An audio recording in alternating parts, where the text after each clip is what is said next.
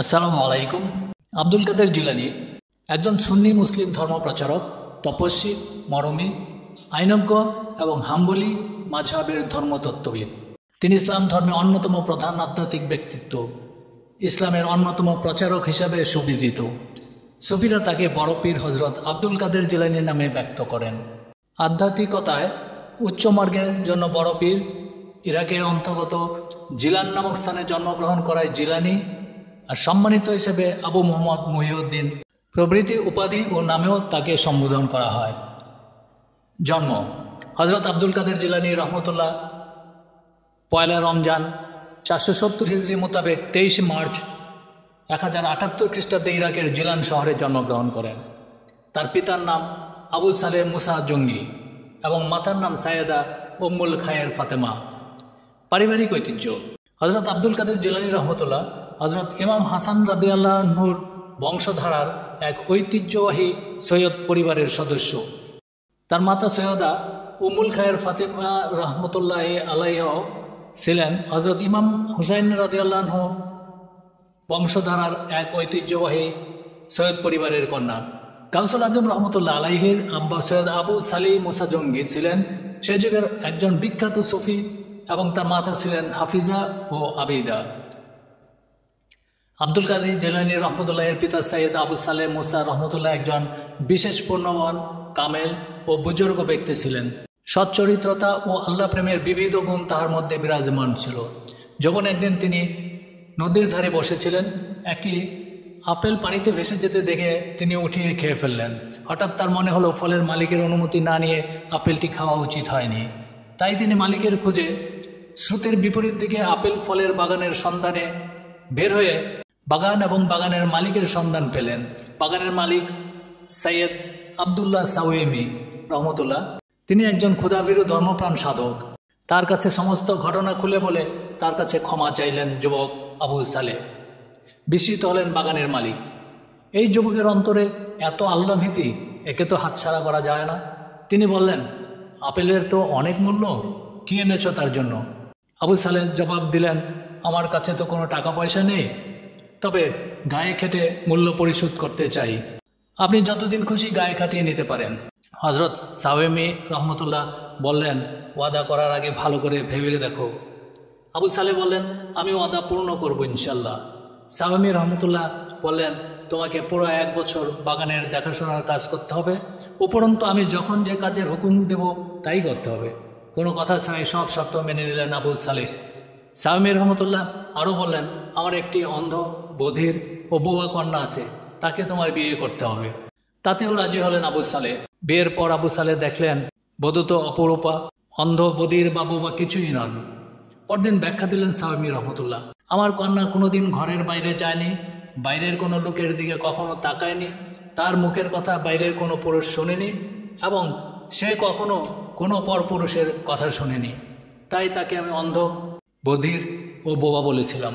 আব্দুল কাদের জিলানী রহমতুল্লাহ যখন মাতৃগর্ভে, তখন একদিন তার মাতা সাইয়েদানা উম্মুল খায়ের ফাতেমা রহমতুল্লাহ আলাইহা স্বপ্নে দেখলেন যে হজরত আদম আলাহ ইসলামের স্ত্রী হজরত হাওয়া আলাহ ইসলাম সহাস্য আনন্দে তাকে বলছেন, ফাতেমা, তুমি ভাগ্যবতী মহিলা, তোমার গর্ভে যে সন্তান আছে সে হবে আউলিয়া কুল শিরোমণি গাউসুল আজম।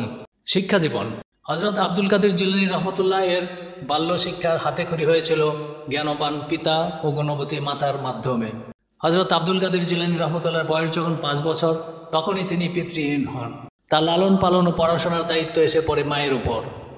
সর্বপ্রথমেই তিনি পবিত্র কোরআন পাঠ করা শিক্ষা করেন এবং সম্পূর্ণ কোরআন হেফজ করেন। কেউ কেউ লিখেছেন যে তিনি মায়ের কোলে থাকতেই 18 পারা কোরআন মুখস্থ করেছিলেন। কারো কারো লেখায় পাওয়া যায় যে তিনি গর্ভে থাকাকালীন তার মা 18 পারা কোরআন মুখস্থ করেছিলেন। তাই গর্ভে থাকাকালীন হজরত আব্দুল কাদের জিলানী রহমতুল্লাহ মায়ের পড়া শুনে শুনেই 18 পারা কোরআন মুখস্থ করেছিলেন। এটা প্রকাশ পায় তখন যখন 4 বছর বয়সে তাকে তার মা একজন কারির কাছে কোরআন মাজিদ শিক্ষা গ্রহণের জন্য পাঠান। কিন্তু শিক্ষক ও আশেপাশের লোকজন যখন দেখলেন যে অতটুকু শিশু বিসমিল্লাহির রহমানির রহিম বলার সাথে সাথে এক নাগারে সূরা ফাতিহা থেকে 18 পারা পর্যন্ত মুখস্থ তেলাওয়াত করছে, তখন সবাই বিস্ময়ে হতবাক হয়ে গেলেন। এ খবর চারিদিকে ছড়িয়ে পড়লে বহু মানুষ তাকে দেখার জন্য ভিড় করলেন এবং সবাই বলাবলি করতে লাগলেন, এ শিশু সাধারণ কোনো শিশু নয়, নিশ্চয়ই এ শিশু একজন আল্লাহর ওলি হবেন। মায়ের আনুগত্য। উচ্চশিক্ষার জন্য মা আব্দুল কাদের জিলানী রহমতুল্লাহকে বাগদাদ যাবার অনুমতি দিয়ে রওনার দিন জামার ভেতরে 40টি স্বর্ণমুদ্রা সেলাই করে দিয়ে তার মা বললেন, আল্লাহর নাম নিয়ে রওনা হও, সততা ও বিশ্বস্ততাকে নিজের আদর্শ রূপে শক্ত করে ধরবে, মিথ্যা কথা বলবে না। ঘটনাক্রমে কাফেলায় ডাকাত পড়ল। ডাকাত সর্দার আব্দুল কাদের জিলানীকে তার কাছে কিছু আছে কিনা জিজ্ঞাসা করলে তিনি অকপটে স্বীকার করলেন তার জামার ভিতর সেলাই করা 40টি স্বর্ণমুদ্রার কথা। বালকের সততায় ও সরলতায় ডাকাত মুগ্ধ হয়ে জিজ্ঞেস করল, এ বিপদের মুহূর্তে লোকেরা প্রকাশ্য সম্পদ গোপন করে ফেলে, আর তুমি এই গোপন সম্পদের কথা কেন আমাকে বলে দিলে? বালক আব্দুল কাদের জবাব দিল, আমার মা আমাকে সর্বদা সত্য কথা বলার উপদেশ দিয়েছেন। একথা শুনে ডাকাত সর্দার বললেন, মায়ের আদেশ যুবক তুমি এভাবে পালন করো, নিশ্চয়ই তুমি আল্লাহর আদেশ আরো যত্নের সাথে পালন করো। আমি ও অন্যান্য ডাকাতরা তো আল্লাহর আদেশই পালন করি না, মায়ের কথা তো অনেক দূরের কথা। এই বলে ডাকাত সর্দার তার সাথে সব ডাকাত সহ তওবা করে পাপের পথ ছেড়ে দিল এবং পুণ্যের পথে তাদের জীবন পরিচালনা শুরু করল।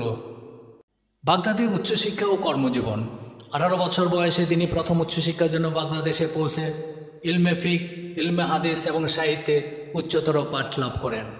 আব্দুল কাদের জিলানী রহমতুল্লাহের বাহ্যিক ও আধ্যাত্মিক জ্ঞান চর্চার গুরু শায়েখ আবু সাইদ মাখজুমি রহমতুল্লাহ এর মনে তরুণে শিষ্যের যোগ্যতা ও প্রতিভা সম্পর্কে এতই সুধারণা ও আস্থাশীলতার সৃষ্টি করল যে তিনি নিজ হাতে প্রতিষ্ঠিত মাদ্রাসার তত্ত্বাবধান ও পরিচালনার দায়িত্ব আব্দুল কাদের জিলানী রহমতুল্লাহের নিকট অর্পণ করে তিনি নিজে অবসর গ্রহণ করলেন।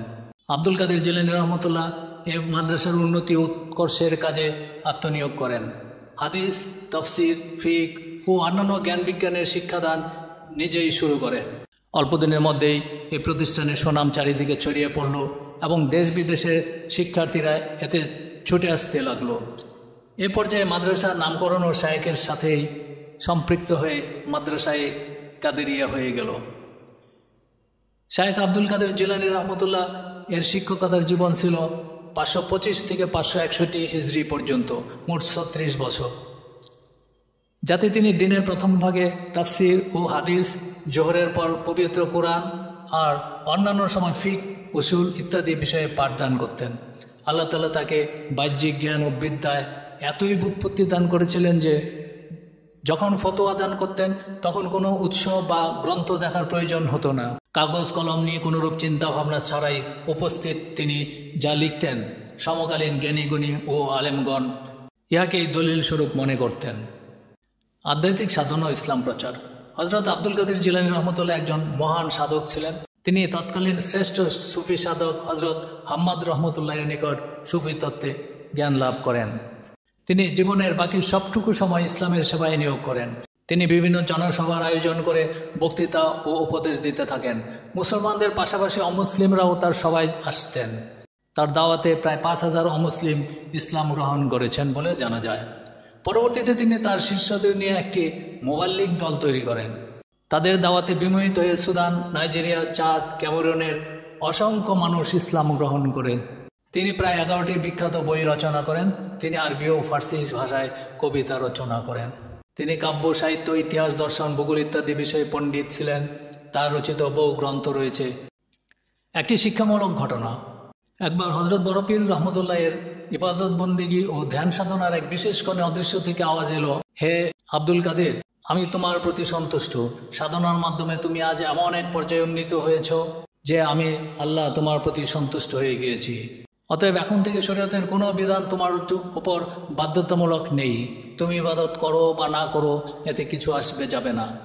যে কোনো ধরনের কাজে তুমি এখন থেকে স্বাধীন। এ ধরনের কথা শুনে হযরত জিলানী রহমতুল্লাহ দৃঢ়তার সাথে লা হাওলা ওয়ালা কুওয়াতা ইল্লা বিল্লাহ পড়লেন। অদৃশ্য আওয়াজটি বন্ধ হয়ে গেল। তিনি বলতে লাগলেন, হে অভিশপ্ত শয়তান, তোর কুমন্ত্রণা থেকে আমি আল্লাহর আশ্রয় প্রার্থনা করি। তোর এ প্রস্তাব শুনে আমি বুঝতে পেরেছি যে এ তোর ভয়াবহ কৌশল, আমাকে পথচ্যুত করার এক মারাত্মক কূটচাল। একথা শুনে শয়তান বলল, আজ আপনি নিজ প্রজ্ঞা, জ্ঞান ও উচ্চ পর্যায়ের সাধনা বলেই রক্ষা পেয়ে গেলেন।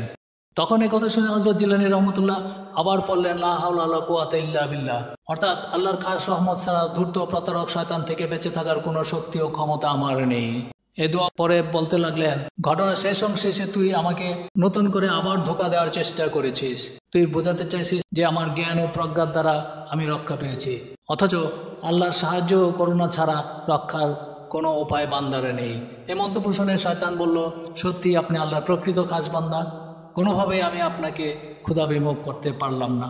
একথা বলে শয়তান ব্যর্থ হয়ে দূরে চলে গেল। মৃত্যু হিজরি 561 সালে 11 রবিউল সানি মোতাবেক 21 ফেব্রুয়ারি 1166 খ্রিস্টাব্দে আব্দুল কাদের জিলানী রহমতুল্লাহ পরলোক গমন করেন। তার উফাত দিবস সারা বিশ্বের সুফিরা প্রতি বছর অত্যন্ত গুরুত্বের সাথে পালন করে থাকেন এবং তার মৃত্যুবার্ষিকী ফাতেহা ই ইয়াজদাহাম হিসাবে পরিচিত। উপসংহার: হযরত আব্দুল কাদের জিলানী রহমতুল্লাহের আদর্শিক জীবনধারা থেকে শিক্ষা নেওয়ার মতো অনেক কিছু রয়েছে। তার জীবনের সামান্য অংশ যদি আমরা ব্যক্তি জীবনে পালন করতে সক্ষম হই, তাহলে আমরা আল্লাহ ও তার রসুল সাল্লাল্লাহু আলাইহি ওয়াসাল্লামের সন্তুষ্টি অর্জন করতে পারব। আল্লাহ আমাদের ব্যক্তিগত জীবনে মহান আউলিয়া হযরত আব্দুল কাদের জিলানী রহমতুল্লাহের জীবন আদর্শ মেনে চলার তৌফিক দান করুক, আমিন। যদি ভিডিওটি ভালো লেগে থাকে তাহলে লাইক, শেয়ার এবং সাবস্ক্রাইব করতে ভুলবেন না। আমাদের সঙ্গেই থাকুন এমন আরও ইতিহাস ও আধ্যাত্মিকতার গল্প জানার জন্য। ধন্যবাদ।